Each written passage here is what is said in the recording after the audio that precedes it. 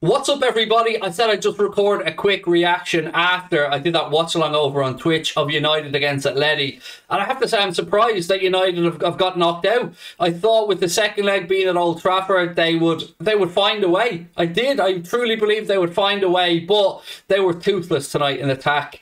A couple of things I want to speak about in the game. We'll start off with team selections. A little bit surprised as a neutral not to see Pogba in there. I can understand what Ranić was going for, obviously, with Fred and McTominay. Maybe he was just trying to guarantee himself the work rate. I actually thought Fred played okay for United tonight. He turned into Ronaldinho at one point in the opposition's penalty area there as well. The most Brazilian thing he's probably ever done. But what I don't agree with is sometimes Manchester United fans seem to think that he was fouled in the build-up to the Atleti goal. I have to say, honestly, I think it was just a collision. If I'm a United fan, I'm more annoyed at the three players standing around moaning at the referee and not tracking back to help out.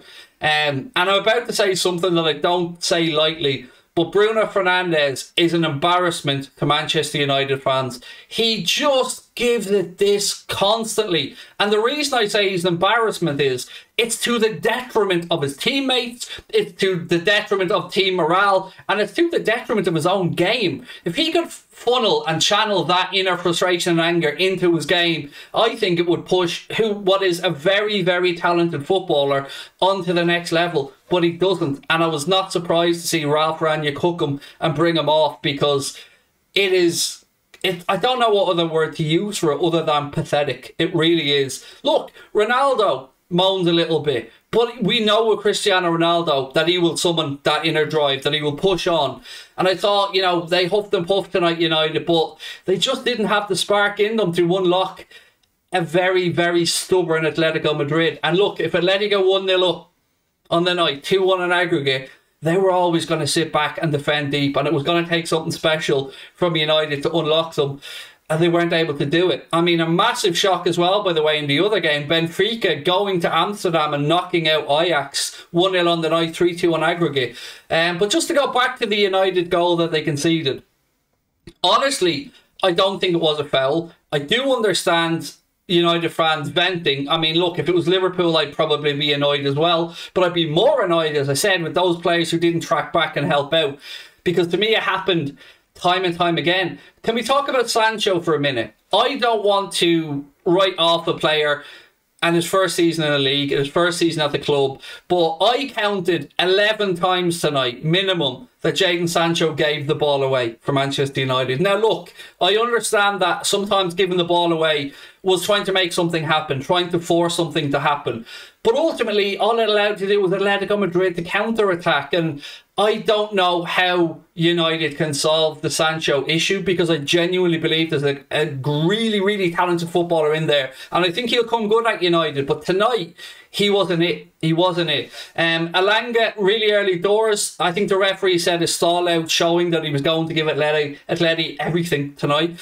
For me, that Elanga challenge on Jan Oblak at the very start of the game, where Elanga got there before Oblak headed the ball and the referee gives a free out, that was a farce of a decision. An absolute joke of a decision. Nothing wrong with that. Elanga got there ahead of Oblak, but it did set the tone. Now, if you're a United fan, what you would hope to see from your players there is a bit of craftiness, a bit of acknowledgement to each other what they were going to be up against with that referee tonight. Don't make any silly challenges. Don't go through the back of Atletico Madrid players, because they're only going to want to roll around and waste time, particularly after they scored.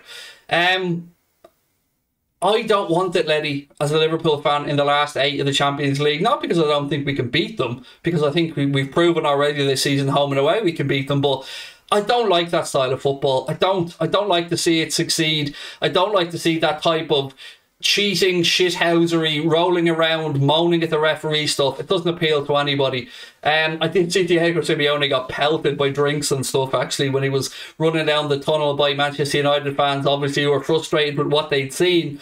But to have the level of attacking quality that United had on their bench and on the pitch tonight, I mean, you're talking about Sancho, Ronaldo, Cavani, Fernandes, Rashford, Jesse Lingard on there. Or I'm stretching it a bit with Lingard and the talent, but I was so surprised that United hadn't got it in them to really muster up a period where they just bombarded Atleti, and it never looked like they were going to find the breakthrough. You always felt it would either have to be a moment of magic from Cristiano Ronaldo or maybe a set piece. I'm thinking Rafa Varane went really close, forcing Oblak into a good save, but they huffed and puffed tonight, United, and they just didn't do it. And at home in the Champions League, you need to be better than that. You just do. I'm sorry, I don't want to kick a team when they're down because I'm trying to give a fair assessment of the game, but I don't think United did enough tonight. And I think if United fans are being honest with themselves, they will look at that and see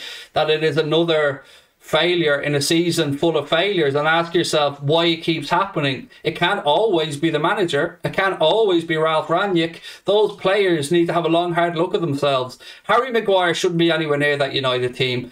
In fact, I would go as far as to say tonight he should have gone with Lindelof beside Rafa Varane, because Maguire is awful, god awful. Midfield, I can understand why you went with McTominay and Fred, but I think in a game like that where you may need a moment of class, I think you roll the dice and go with Pogba.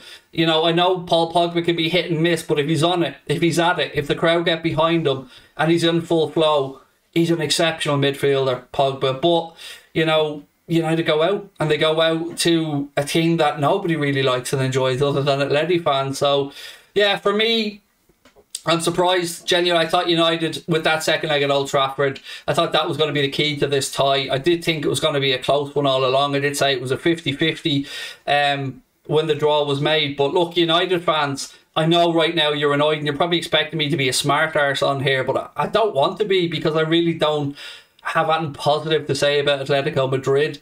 And look, we always kind of want English clubs to do well in the Champions League, and I kind of wanted United in the quarters, if I'm being honest. So it is Atleti that'll be in that draw on Friday. As a Liverpool fan now, you know, I think it's going to be a Liverpool, a Bayern Munich, or a Manchester City that win the Champions League.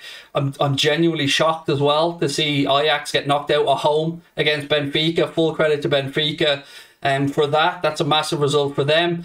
Of course, I want now Benfica in the quarter-final. I think it's probably the easiest tie. I have a feeling they'll end up, Manchester City will end up getting them though, because that seems to be the case. But look, that's my thoughts on what unfolded tonight in the Champions League. You know, United went out, and I think they went out with a whimper. But United fans, genuinely, I would love to know your thoughts on the game, on the tie, and of the Champions League as a whole. Again, yeah, want to say thank you to you guys for watching. Don't forget to drop a like on the video, hit that subscribe button. Anfield Agenda is heading towards 135,000 subscribers. We really do appreciate your support. We'll be back on Anfield Agenda on tomorrow. We'll be doing a watch along, obviously, of the Reds' trip to the Emirates to take on Arsenal. Our coverage will start about 45 minutes before the game kicks off. We'll have full post-match content and shows as well to keep you guys entertained. And again, keep an eye on the channel for massive breaking news over the coming weeks on the future of the channel. That's it for me tonight, my friends. I will see you guys tomorrow. Take care. Lots of love. Bye bye.